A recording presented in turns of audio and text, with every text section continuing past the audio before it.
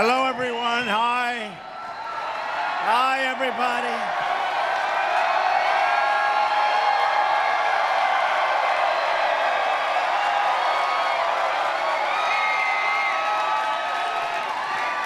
Hello, everybody.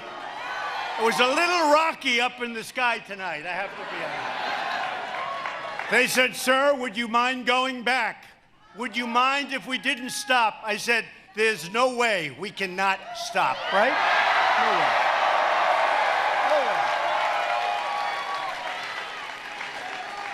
No, we're not going to do that. We're not going to do that for a man named Henry McMaster. We're not going to do that. I wouldn't have the courage to call Henry. Henry, you know, I said I was coming, but I'm only kidding. It's raining out real bad, and we're not showing up. I wouldn't do it for you. So thank you very much, everybody. Thank you.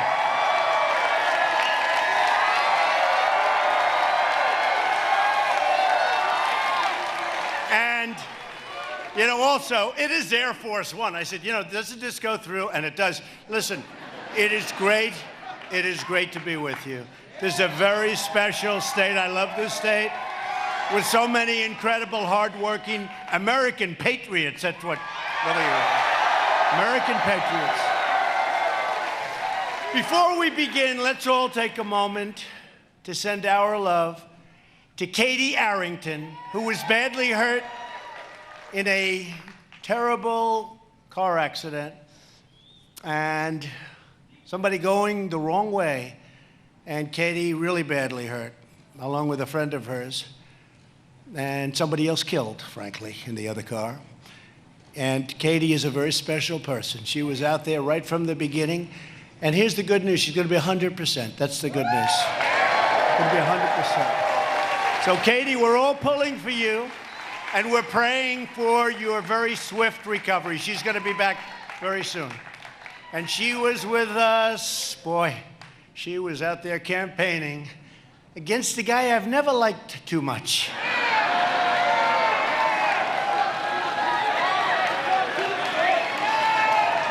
Never liked him too much. I wasn't a big fan. The Tallahassee Trail must be a beautiful place. Unfortunately, he didn't go there.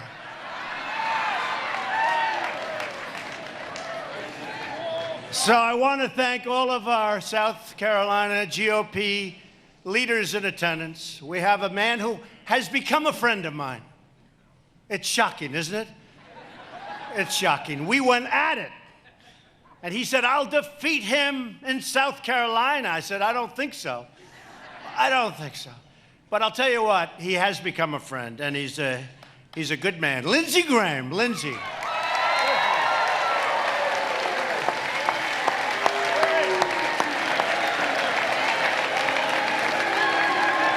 That's pretty good, I think, Lindsey. That's pretty good. No, he's been great. Congressman Joe Wilson and Tom Rice.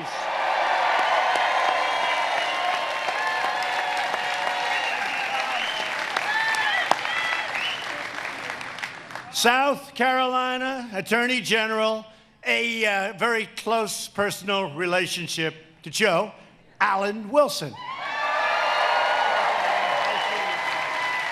Good job, Alan.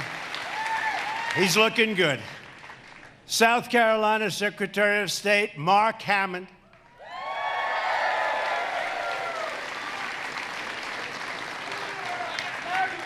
Thank you, Mark. And candidate for Lieutenant Governor, Pamela Evett. Pamela. Thanks, Pamela. And finally, the person we're all here for today, a man who truly was with me from the beginning. There was no doubt about it. He was there right from the beginning. You know, we won the state of South Carolina by a lot, both in the primaries and in the general election. We won, and we had to run the whole East Coast, and we got South Carolina, and we got North Carolina. We love North Carolina. We got Pennsylvania, and we got Florida. We started off that night Donald Trump has won the state of Florida, right? And they go, whoa, whoa, they just lost Florida. And you know what they said? Don't worry about it. North Carolina, they said North Carolina is our firewall. South Carolina, we have no chance, but North Carolina. And so we won South Carolina, thank you very much.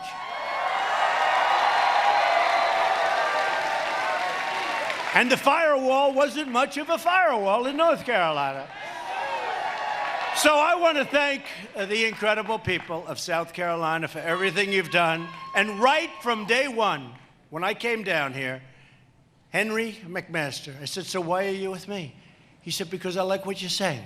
I agree. We need strong borders. We're talking about it now, and we have.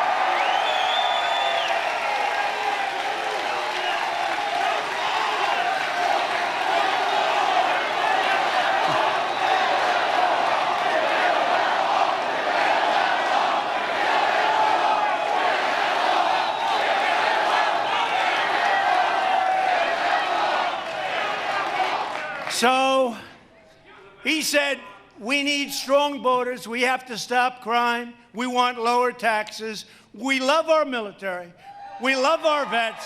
And we love our Second Amendment. Other than that, I don't know what he said. I don't know what else he told me, but you know what? That was enough, right? And he was sort of this, like, handsome guy with a wonderful wife. Peggy. Where's Peggy? Peggy. So Henry was for me from the beginning. There was nobody else. It wasn't like I supported Trump. You know, some of these guys. I supported Donald Trump very early. Yeah, after 7 other people. After the defeat of 9 people, they were with me. And they never let you forget it. But Henry was there at the beginning. He's a fighter. He's tough. He's strong. And he's a gentleman. He's a gentleman. The thing with Henry, because I really got to know him, I tell you what, he was up early in the morning. He left late at night. I said, you really are a fighter. The beautiful thing with Henry is you don't even know it. He does it in a very elegant manner. But he is a fighter. He's been here with us, and Henry, I'd like to ask you just to come on up. This has been an interesting voyage over here. I have never taken a longer, it's true. I have never taken a longer trip ever to South Carolina. Come here. Come here, Henry, my man. Say a few words. Thank you, Mr. President. South Carolina loves Donald Trump. Y'all, we were at the airport waiting, and we were watching these forces of nature, and there was the lightning, and there was the thunder, and the storm, and the rain, and then it cleared, and Air Force One landed, and the real force of nature got off the plane and stepped into South Carolina. Donald Trump has kept every promise that he's made. We love him. We for him. He's going to make America great again. We're going to help him do it. We're going to do it right here in South Carolina. Thank you so much.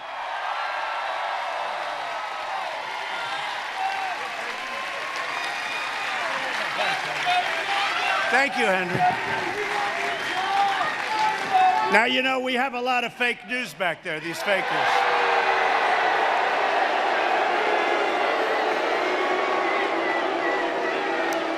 And you know that if a horrible thing happened and we weren't lucky enough to have Henry win, you know they won't talk about that. They will say, Donald Trump suffered a major, major defeat in the great state of South Carolina. It was a humiliating defeat for Donald Trump. So please get your asses out tomorrow and vote.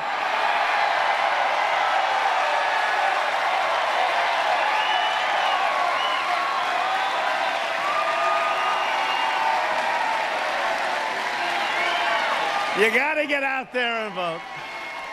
And honestly, not for that reason. You want to get out. He's a great man. He's a wonderful person. He loves the people of South Carolina. He loves the people of our country. You got a good man, or I wouldn't be here. Believe me, I wouldn't be here. You know, the last time I endorsed somebody, as you know, was Katy. And I was in Singapore. There's like this massive difference in time. Who knows? I said, let me ask you, we have a situation that's very interesting. I'm turning on the television, and I see the race. And I say, what time is it right now in South Carolina? They said, sir, it's almost 4 o'clock. I said, oh, I've got to endorse Katy. I said, how many hours are left? They said, like 3.5. I say, maybe I shouldn't do it because I won't have enough. And what happened, I did. I said, I don't care. I can't stand that guy. I don't care. I don't care. And I like her. She was another one right from the beginning. She didn't talk about other people, right? So I said, I don't care. So we had like 3 hours, 3.5 hours left, something. I'm just lifting off from Singapore, far away. It was a 22-hour flight. You think that's fun? That's not even fun in Air Force One, okay? 20. When are we landing? Sir, we're almost there. 7 more hours. So good. When they tell you you're almost there, you only have 7 hours left. And by the way, we had a great success. North Korea. Chairman Kim. Great, great success.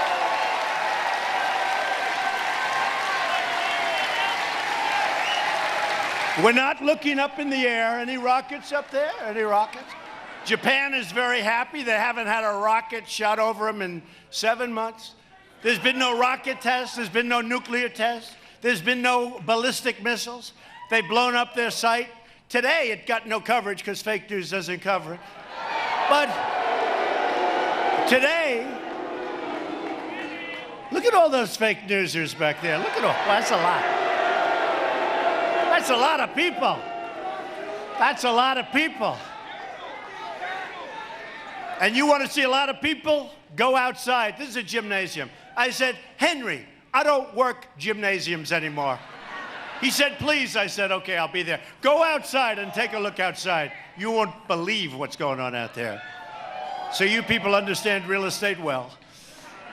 But we have a call, and I had numerous calls with Prime Minister Abe. So happy for the people of Japan. They're happy for the people of China. They're happy for the people, especially of South Korea. And we're happy. And you know what? We did something that was wonderful. And the world is soon going to be, and right now it is already, we have good chemistry, but the world is going to be a much safer place. And North Korea is going to be a much better place. So it was really something that was good. Really something that was good. And they've agreed to denuclearization. They've agreed to no more testing, no more this. They agreed, by the way, we got our hostages back. Okay? We got our hostages. I got them back even before we left. We're getting the remains of our great heroes back.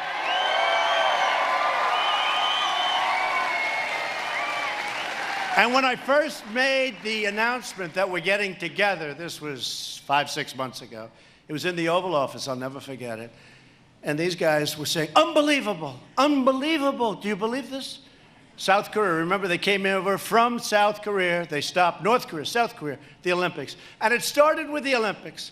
When Chairman Kim said, we want to go to the Olympics, I said, yeah, that's nice. It's a big difference from the dialogue we were having, right? Slight. They want to go to the Olympics. And the Olympics would have been a massive failure, and it turned out to be a massive success. And President Moon of South Korea gives us the credit. They were not selling. People did not want to be nuked in a stadium as they watched the opening ceremonies. They didn't want to be watching the opening ceremonies and at the same time looking up at the skies. How long will this last? They were not exactly selling tickets. The minute that happened, and he said, would like to be part of the Olympics out of nowhere. The minute that happened, the Olympics became a fantastic success. It was a great Olympics. It was a great Olympics.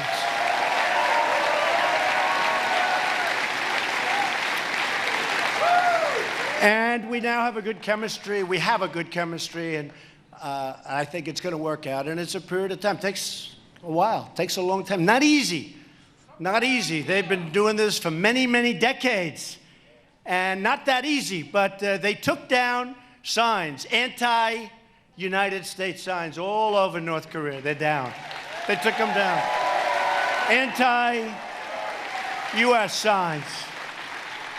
Like I put up anti-media signs all over the place.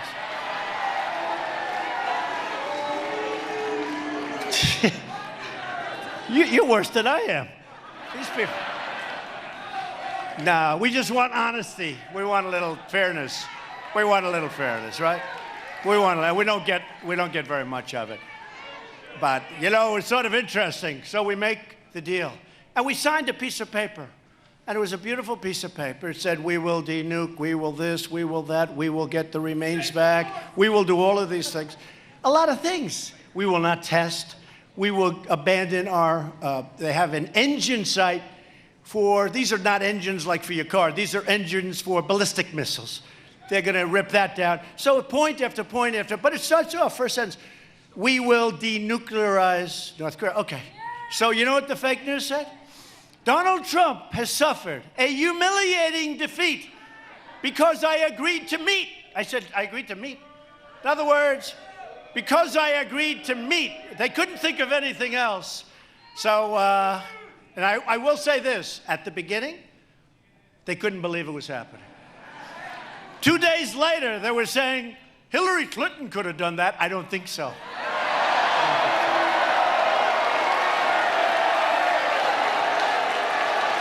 I don't think so.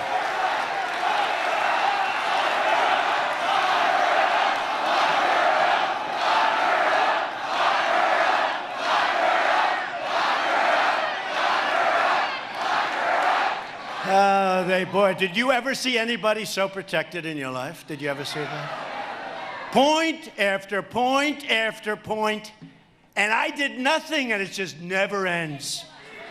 Never ends. No collusion, no nothing. But you go, point, and you know what? After the election, I said, okay, let's go. Come on, who cares? Let's go. We got to make America great again. And then she writes a book, and she does a tour, and how many reasons did she give for losing the election? Like, every week it was a different reason, right? She blamed everybody for losing the election except for one person, herself. And you know, the funny thing is, so look, Lindsay was just telling me every other Republican, you know, would have been very tough. They would have lost. I won. I won when I won South Carolina, but to win all up and down the East Coast, to win Wisconsin, which hasn't been won in many years, like 1972, I think. That's a long time. To win Michigan, which hasn't been won in a long time. And they say she was a bad candidate. I mean, honestly, she was a tough candidate. She wasn't a bad candidate. But they refused to say that I was a good candidate. They refused. You know, it's very interesting. I just took this out. Sometimes you have to toot your own horn because nobody else is going to do it. Certainly they're not going to do it. No, certainly they're not. No, certainly they're not going to do it. So sometimes you have to do it, right? That's why when the polls are good, you remember during the campaign, when the polls were good, I would always talk about it. When they weren't so good, I wouldn't mention it, right? I didn't talk polls, but they were good. For a lot of time, they were good. And by the way, Georgetown Steel just opened their plant yesterday. They're spending a lot of money after many years of being closed. Georgetown Steel in South Carolina. So here's a story that just came out. David Lynch, you know, the great filmmaker. David Lynch, he puts down headline, Trump could go down. This is a Hollywood guy. The reason I do this is, you know, you don't hear this. And plenty of them voted for me. Plenty of them voted for me. David Lynch could go down as one of the greatest presidents in history. Of course, there goes his career, right, in Hollywood. Veteran filmmaker David Lynch believes President Donald Trump could be remembered as one of the greatest presidents in American history because of the way he has shaken up the political establishment and because of what I've done. However, he now appears to believe, because he was a Democrat or is a Democrat or something, he actually voted for Obama. And here it says he voted for Bernie Sanders, okay? But he now, it says, however, he now appears to believe that Trump may have been the right choice after all.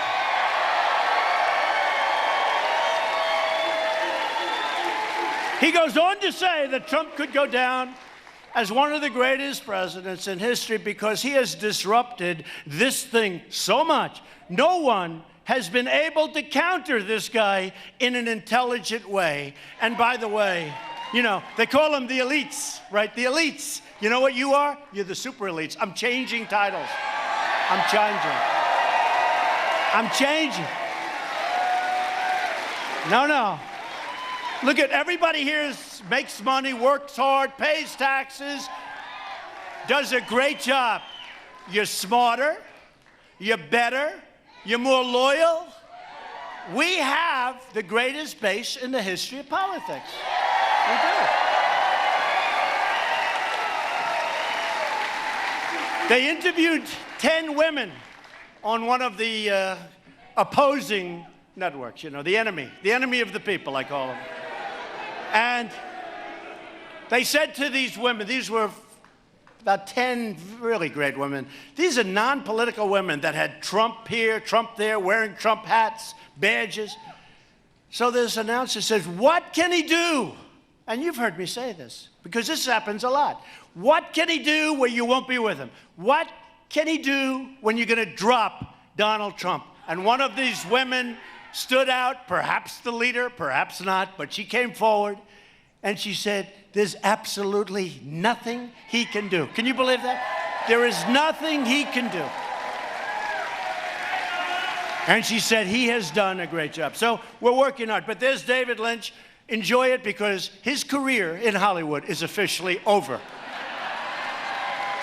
Did you see Jimmy Fallon? Jimmy Fallon. The guy screws up my hair. It's going back and forth. He was so disappointed to find out it was real. He couldn't believe it. Well, that's one of the great things I got. Everybody used to say, my hair's phony. It's not my hair. I'm wearing a hairpiece. You know what anybody here wearing a hairpiece? No? No? But the one thing, they never say that anymore because I've been caught in rainstorms. I've been caught in winds that are like 60 miles an hour getting off. If it's not your hair, don't run for office, folks. Don't run. Do not run for office because the gig would be up. So Jimmy Fallon apologized. He apologized for humanizing me, the poor guy, because now he's going to lose all of us. You know, now he's going to lose all of us. If somebody would open a talk show at night, because the guy on CBS is what a lowlife, what a lowlife. I mean, honestly, are these people funny? And I can laugh at myself. Frankly, if I couldn't, I'd be in big trouble. But there's no talent. They're not like talented people.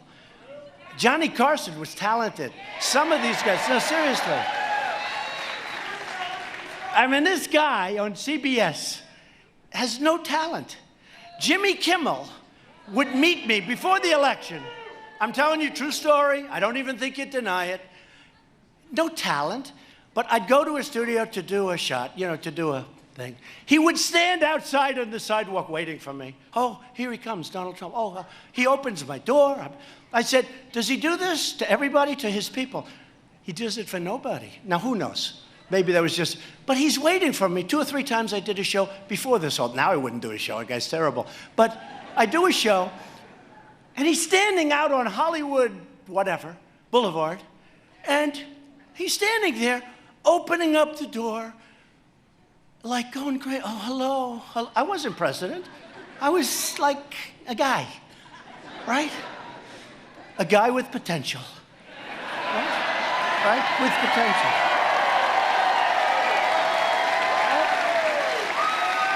And he's there. Here he is. Oh, sir, how are you? Oh, so thank you so much for doing it. And I always got higher ratings than other people, so that was always good. But Jimmy Fallon calls me up, and he's like a nice guy. He's lost. He looks like a lost soul, right? He gets out there, hey, hi, oh. But you know what? He's a nice guy. I agreed to do a show. And because I guess I was running at that time, I think I was running, he got tremendous ratings on that show. Killed everybody, right? He should be thankful. He shouldn't be upset and angry. When you apologize because you got somebody else that didn't go on the other shows, you know? So I go on the show, I agree, do whatever you want with my hair. Go ahead, let's go. And he did, and that was it. You walk off, like, what is it, a year and a half, 2 years later, he's now apologizing because he humanized me. And he really hurt himself.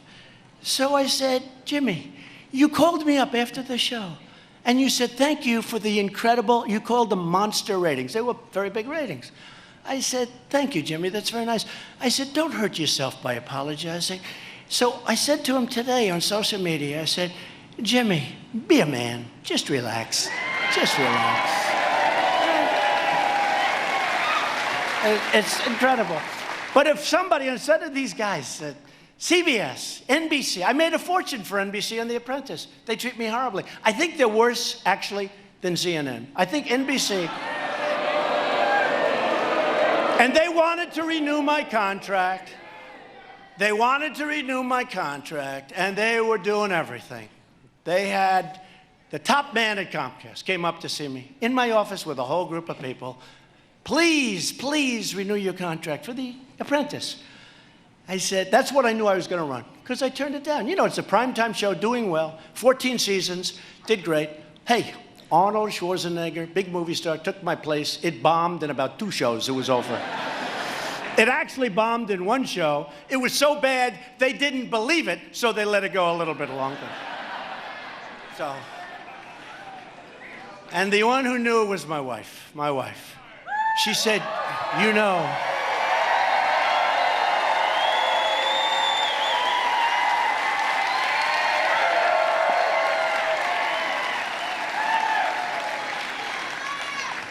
she's very smart. She said, you know there's nobody that can take your place, don't you? I said, thank you, darling, I appreciate it. How smart is that? Now, I don't know if she believes it, but she said, there is nobody that can take your place. He will not be successful. I said, it's Arnold Schwarzenegger. He will not be successful. There is nobody, darling, that can take your place. How smart is she? How smart, right? How smart.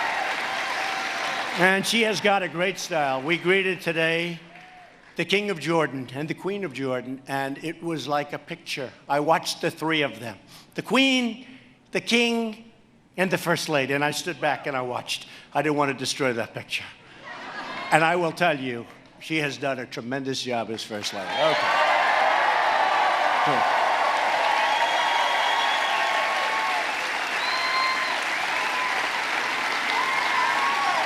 And you know, she had an operation a few weeks ago. Kidney operation, and she's going to be great. She's fine. But they had all kinds of projections. They said she got a facelift. No, I would let you know. They couldn't hide that one for long, right? They said she left me and moved to Virginia. They said she left me and moved to New York. So she moved to Virginia, she moved to New York. The only thing they wouldn't say is what happened, and that's okay. And she's private, she doesn't want to talk about things, right? But really unfair stuff. But you know what? We've never done better than we're doing now. We've never had a time like we have now. We've never had higher polls than we have now. Even Gallup, who treats me horribly. You know, polls are fake news also, you know. What they do is called suppression. They put out these horrible polls, and then they hope that everyone's going to say, hey, look, I like Trump, but he's got no chance of winning. Suppression. It should be illegal, actually, you know. You want to check these pollsters, you know, where are they coming from? They knew. We had one with ABC, I think it was ABC Washington Post, just before the election. Like a week before, we were down 12. Now, if you're down 12, okay, if you're down 12, it's over. If the polls are real. But I said, it can't be real. We just went to Michigan. We had 30,000 people. We just went to other places. Excuse me, we went to South Carolina, but I didn't come here that often. You know why? Because we were leading by a lot. So I said, I said, if you don't mind, do you mind if I don't come back here? I'm going to go to places like that we have it a little bit closer. And nobody said, don't worry about it. They said, you stay out of here, Mr. President. Almost to be Mr. President. But it really has been an incredible journey for all of us. We are the super elite. We are the super elite. It is true. We are. And we're going to call ourselves that. I said the other day, because as you saw my last speech, it's in Minnesota, great place, unbelievable crowd. It seated 9,000, and they had 15 or 20,000 people outside, couldn't get it. It was incredible. Just like you have a lot of people outside, you just can't. If I ever come into an arena and it's got empty seats, I think that's the end. I don't know how I'll be able to take it, right? I don't know. Henry, what am I going to do if that happens? I don't think we'll be able to take it, but it's not going to happen. Because remember what I said, we're going to start winning again. We're winning. We're winning now. Like we haven't won before. Like we have not won before.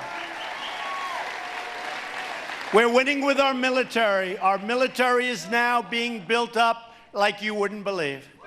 We're winning with our military. We're winning on trade. We're winning on trade. We're defending our borders. Because if you don't have borders, you don't have a country. You don't have a country.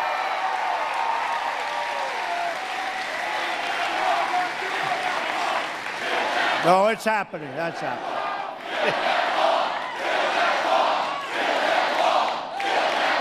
Well, it's happening. It's not build that wall anymore. It's continue building that wall. Because we're building it. We're building it. We're fixing it. Miles and miles. We got $1.6 billion. We're fixing the wall. We're building wall in San Diego. It's incredible how nobody wants the wall until it's in their backyard. Do you mind building us a wall? They didn't like people walking across their front lawns in San Diego. So we're building the wall. We're fixing the wall. We're spending a lot of money, and we're going for more, and we'll get it done. But Democrats, they want open borders, and they don't mind crime. Think of it. So last week, they thought, oh, they have a great issue. And, you know, I get credit. I don't know if it's true or not, but they're saying I have good political instinct. Who knows? In fact, some people have said I have the greatest political instinct in 50 years. I don't think so. I don't think so. I don't think so. But I have my own feeling. And when I heard them talking about the children, first of all, they were using pictures taken in 2014 when Barack Obama was president. I wasn't president. And what I learned is one thing. Our facilities are cleaner, better kept, and better run. That's the one thing I learned, okay? I saw that. But what we have is two extremes. And I liked it. I said, hey, this is fine for us. The Democrats want open borders. They want anybody they want, including MS-13, pouring into the country. And the Democrats don't like ICE. These are great, brave, tough people. These people are much tougher than MS-13. They don't like Border Patrol. They don't like your police. They don't like anybody. The Democrats want to protect illegals coming into this country, some of whom are not good, some of whom cause lots of problems in the worst possible way. They want to protect illegals coming into the country much more so than they want to protect you, and that's not where we're coming from, okay? So I defined it today. The Democrats want open borders, and they don't mind crime. We want very tight, very strict borders, and by the way, you saw a 70-year low. With all the complaining I'm doing, we've done a very good job. And we have taken thousands. We got to get that wall built all the way across. And they don't want it. That's like a symbol. They're only good at one thing. What's their term? Resist. It's the party of Maxine Waters. Do you believe her? No. This has become the party of Maxine Waters and Nancy Pelosi. That's who it is. So they don't mind crime. They want open borders. We want really tough borders. And we want people to come in. We want people to come in through the legal process. What about the thousands of people? What about the thousands of people that have gone through this process, that are waiting online to come into our country, and then we're going to let these people pour in? We have no idea who they are. And they came to me 3 days ago. Sir, would like you to sign this order. What is the order? We need 5,000 judges on the border. I said, judges? What other country has judges? I said, how many do we have now? They didn't even know. So we have thousands of judges, and now we're going to have 5,000. Now, I've done a good job with judges. Judge Gorsuch, Supreme Court Justice Gorsuch. And we have many judges. We will set the record, I believe, for the most judges appointed, which is a very important thing. We're putting great, talented people who see the Constitution the way it's written. They don't make up the Constitution. But they come up, and this was an order. This was, sir, we need 5,000 judges. I said, 5,000? So we put a judge on, like on the bench, federal. It takes us weeks to vet. It takes us a long time to get the judges. We're talking about one person. Here they want 5,000. I said, where are you going to find 5,000 people to be judges? How many do we have now? I don't know the number. They don't even know the number, even though they're in charge, okay? Nobody knows the number. We have thousands of judges already. So if a person comes into our country, steps 1 foot, they take their name, they bring them to court, they then release them, they go into the country, you never see them again. It's the craziest thing I've ever seen. So I said today, I don't want judges. I want ICE and Border Patrol agents. That's what I want. That's all. And we want to tell people, I'm sorry, you're coming into the country illegally. We don't want you in the country. That's it. It's now over. Do you know that I heard a number today, which is hard to believe? We have 700,000 people waiting to go on trial. 700. This isn't from Trump. It was a disaster for Bush. Although we very much appreciated Laura Bush's lovely letter. It was a disaster for Bush. It was a disaster for Obama. In fact, the head of his homeland was on over the weekend, and he was very honest about it. He said it was a tough thing. It was a tough time for them. But we're going to straighten it out. Hey, look, I got a bad hand. I got the job, and trade deals were bad. How bad were trade deals? Trade deals were bad. North Korea, they thought they were going to war. You go to war with North Korea, you're going to lose anywhere from 30 to 50 million people. Seoul is a city with 28 million people. 28 million people. So you go to war, you're going to lose 30, 40, 50, who knows? Millions of people. And I'm not even talking about nuclear. They have thousands of cannons aimed right at Seoul. And I said, I'm telling you, before I took over this office, there was a really good chance that we were going to war with North Korea. You could have lost millions and millions of people. So I got a bad hand with North Korea, because that should have been done years ago. I got a bad hand with all these horrible trade deals. NAFTA's a disaster. Mexico is going to make over $100 billion on the United States this year. Canada, Canada, nice guy. Prime Minister, Justin. I say, Justin, what's your problem, Justin? So, Canada. Oh, Canada, I love their national anthem. Oh, Canada. I like ours better, however. So, no, Canada's great. I love Canada. And we had a wonderful understanding. You know that story. We hugged, we kissed, everybody was happy. I made some changes in this ridiculous thing that everybody agreed to sign. It was meaningless, but I made some changes. I left, everybody was happy. Prime Minister Abiy said President Trump was right. Everybody was in love. They took the picture with Merkel, but if they showed the picture like 2 minutes later, I had a big smile, she had a big smile. We were friendly, everybody. I get onto Air Force One, and he doesn't understand that Air Force One has 22 televisions. So I come on, they have televisions in closets, they have televisions in an area that no place has to. Unlimited budget, Air Force One, right? So I get onto the plane, and I see Justin Trudeau, Prime Minister of Canada, saying, Canada will not be bullied by the United States. I said, what are we doing here? The fact is that Canada has a 275% tariff on dairy products, little thing called dairy products. Their lumber is a disaster with us. I say, why aren't we using our own lumber? Because now we're actually allowed to take lumber from our fields and regrow it, but take lumber from under our environmental system. In the old days, you couldn't do that. We had to go to other countries. So lumber is a disaster. Energy is a disaster. And, you know, I see Justin saying, we fought World War I together. We fought World War II together. That's true. We love Canada. But Canada's charging almost 300% tariffs on dairy products and many other things. It's all working out great. It's all working out great. And I said, look, if you want to do that, we're going to put a little tariff on your cars coming in. You know, cars are the biggie. Cars are the biggie. European Union, we lost $151 billion last year with the European Union. Sounds nice. Many of us originally came from somewhere in the European Union. I had two parents, European Union. So it sounds wonderful. Our country lost $151 billion. They send the Mercedes, they send BMWs, they send everything. We tax them practically nothing. We can't send our cars. And if we do, they charge many, many times the tax that we stupidly don't charge. So I told them, here's what we're going to do.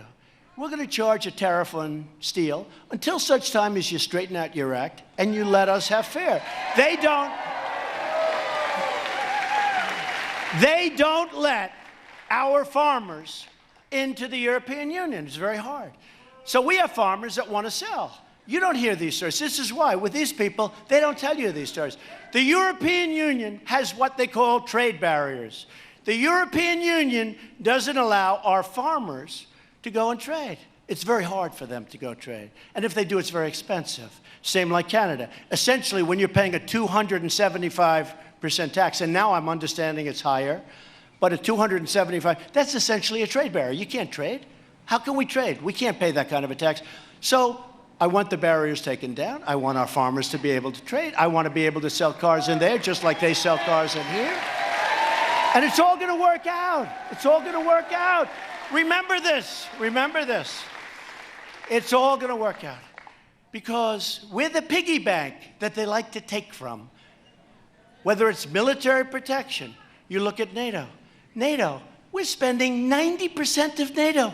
Now, it's all wonderful and we like to help out, but it helps them. They're in Europe. Helps them a lot more than it helps us. We're very far away.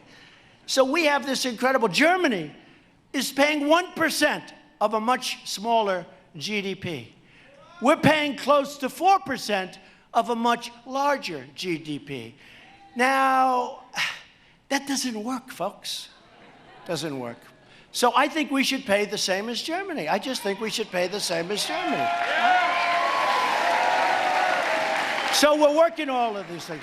But the fact is, we were given somewhat of a bad hand because we came in, they had all these problems. But I love it. I'm loving what we're doing. You people are loving what we're doing.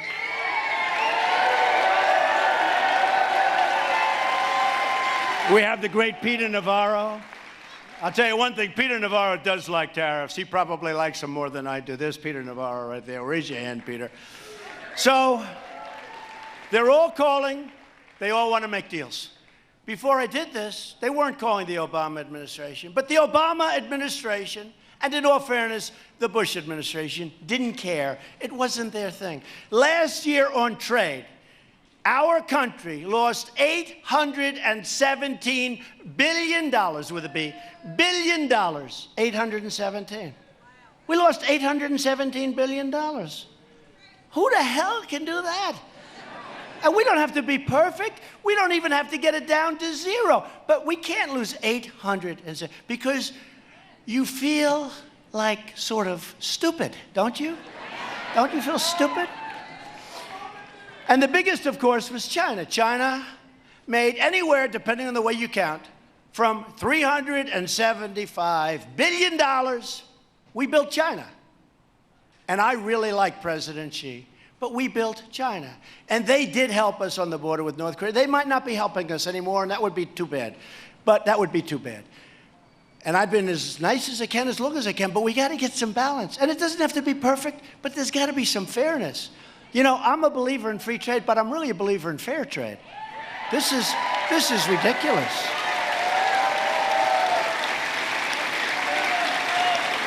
And I said to a man in China, how did it get so bad? Because they know their gig is up. How did it get so bad? And remember this, you know, we've picked up, since I got elected, we've picked up tremendous worth. We picked up anywhere from 9 to 7 to 7 to 9 trillion dollars. We're almost twice the size of China's economy. Nobody knows that. Nobody knows that. Nobody knows. So I said, how did it get so bad? He said, well, what happened is we would put on a tax on cars. You know, in China, if you sell a car into China from the United States, they charge you a 25% tax. If China sells a car into the United States, we charge them 2.5%. So it's 2.5% versus 25%. Somehow, I'm looking at this rich guy right over here, that doesn't work too well. Do you agree? That's not a big worker, right? I'll bet you're a very successful guy. I can see. I can see the eyes, you know. Big success. But that doesn't work too well, sir, does it? And we have many, many cases like that. We have many cases like that. So we're going to straighten it out. And they all want to negotiate. Because they have to negotiate. I mean, honestly, they have to negotiate. It has to happen. It's not like, that's not a threat. It's like the Iran deal was so bad. We paid $150 billion to sign a horrible agreement. We gave $1.8 billion in cash to pick up 4 hostages. They're the wealthiest hostages in the world. They have the highest net worth of any hostage in history. We paid nothing to North Korea, and he did a very smart thing because it was goodwill. It was good. We did it before I even left. So, you know, there are a lot of good things, and a lot of good things are happening, folks, and it's all going to work out. And it's going to work out because we have a big advantage. Because remember, we're the bank, and they're taking money from us hand over fist, but at some point, that's got to stop. It's got to stop. We can lower your taxes, which we did. We gave you the greatest tax cut in the history of our country.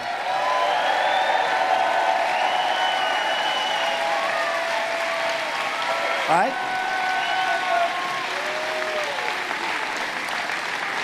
We have some incredible things happening with health care. We got very badly hurt. We had all the votes, and then one gentleman early in the morning, like 2 o'clock in the morning, he went no. Well, he campaigned on repeal and replace. We had all the votes, and perhaps he was grandstanding. Who knows what he was doing? But you know what? He said no, no. Everybody said, what the hell happened? He's been campaigning for 8 years, repeal and replace. And he didn't do that. But now, what we've done in the tax cut is we've gotten rid of the individual mandate. The individual mandate. We've gotten rid of it. And by the way, I have these stupid teleprompters. You don't mind that I haven't used them all night, do you? Every once in a while, I look at it and I say, oh, that's so boring. We don't want America is back, bigger and better and stronger than ever. You've heard that before. No, I'm looking, I keep looking. I just see things that they're true, but they're not quite as exciting. So we are doing so well. We are lifting millions and millions of Americans from welfare to work, from dependence to independence, and from poverty to prosperity, right? We're putting new American steel into the spine of our country and breathing new hope into our beautiful communities, true.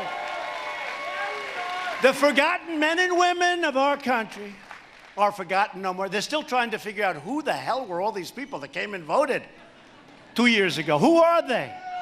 Who are they? Yeah, all of us. They're trying to find, how do we get to the forgotten men and women? I said, I think you've lost them for a long time. Because just like this producer from Hollywood said, we're doing a real job. I don't believe, so now it's 511 days. I don't believe any administration, and you're with us, we're partners in this whole deal. You know, when we came out, we're partners. This is not me. This is a whole group of people. I don't believe, and I don't even think it's close, that any president has done what we've done in 500 days. Not only the judges, not only the biggest tax cuts, not only Anwar in Alaska, you know all about Anwar, one of the great drilling sites in the world, that nobody could get oil and gas, that nobody could get approved. Ronald Reagan couldn't get it. Nobody could. I didn't even want it until I heard everybody else wanted it, and I said, it's like a freebie. That's part of our tax cuts. Tax cut and reform, right? We talk we want cut. Please give me the word cut, right? You've heard that, sir. I want the word cut. So we've cut regulations more than any president in history, whether it's 4 years, 8 years, 16 years. And we have more cutting to do. And by the way, we want regulation. We want crystal clean water. We want beautiful, clean air. We want it more than anybody. And our air and our water now is better than it ever has been. And we're going to keep it that way. It's important. It's very important.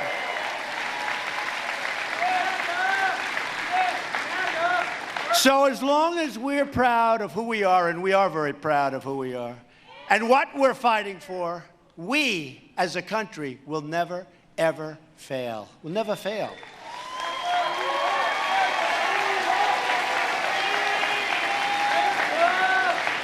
We have 3.4 million new jobs since Election Day.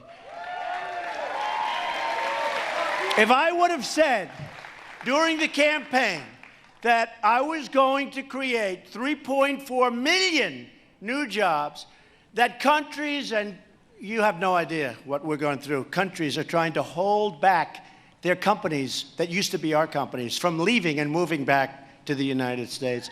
We have companies, Chrysler, so many companies coming back into the United States. They want to be where the action is, not only because of the tax cuts, but for a lot of other reasons, including, frankly, those regulation cuts. But we have more jobs. We have higher stats. The manufacturers of the United States voted. They said this is the single most optimism that manufacturers in this country have ever had. Small business owners, the same thing. It's the most optimistic that they've ever been. They've never been this optimistic. And I'll tell you something. I'd like to take the credit for this, but I can't because it's Henry. South Carolina is doing unbelievable business. Companies are pouring in. Your jobs are way up. Your numbers are through the roof. You're a real leader all over the country. They're looking at South Carolina. Well, your governor is a man named Henry McMaster. You're doing unbelievable numbers. So, I didn't want to say that, Henry. I didn't want to say that, Henry. I wanted to take the credit for myself. But I figured South Carolina would understand, right? But we're standing on the shoulders of true American patriots who put down the railroads, built up the highways, and dug out a thing called the Panama Canal and lost many lives doing it. Mosquitoes lost many, many lives. They crossed oceans, they trekked deserts, they scaled mountains, and built the most incredible nation the world has ever seen. But our nation was going badly in the wrong direction for a long period of time. We have $7 trillion invested in the Middle East. What do we have? What do we have other than death and destruction? What do we have?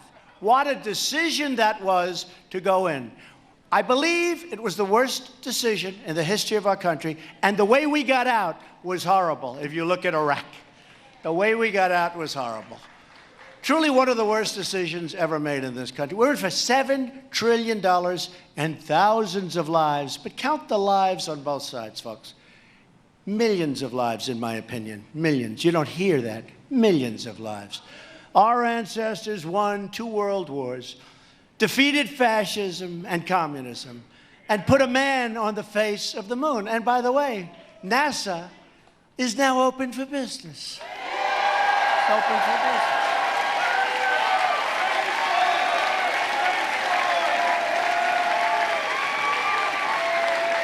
And I put a great man, a wonderful human being, and a great leader, or just a friend, Mike Pence, Vice President, in charge. And I had a meeting with Mike and a lot of the people running NASA. And I said, listen, you got rich guys, for whatever reason, they love rockets. We don't have to put up so much money. Let them put up the money and build. And you got all these guys sending rockets all over the place. We'll get the credit. I said, lease them the land, charge them a lot, but let's do it that way. That's a lot better. We're like a landlord. So we're also doing our thing. But we do. You have all these rich guys. I don't know what it is. They love rockets. I said, this is great, because, you know, you can't send rockets up like down the street, right?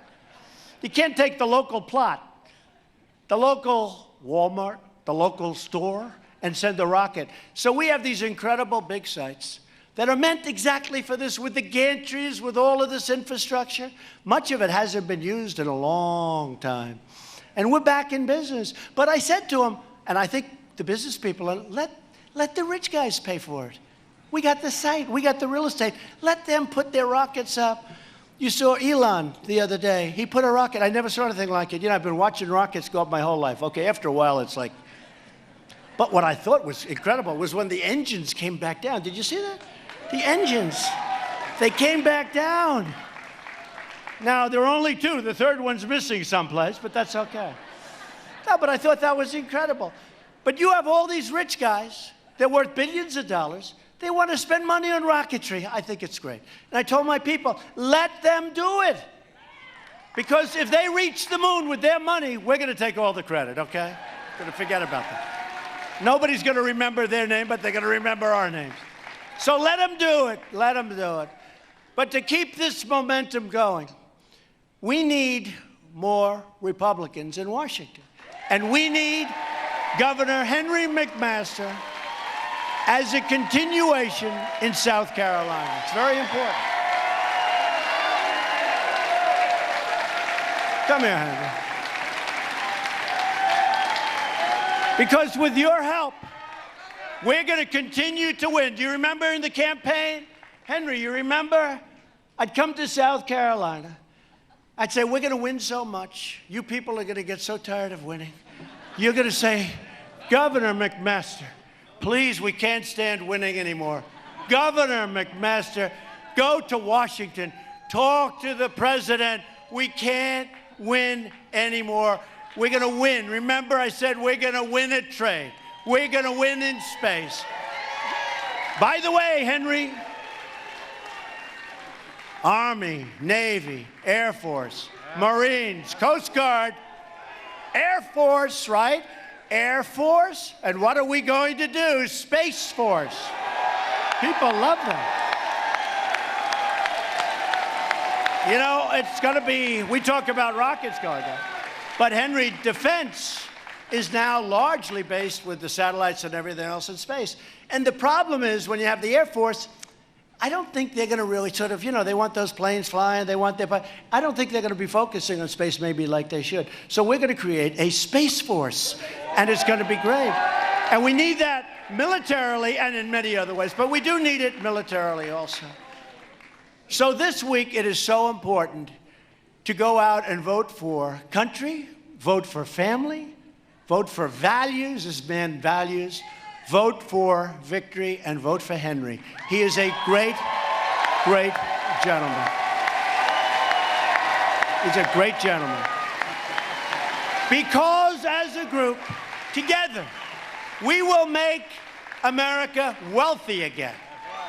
We will make America strong again.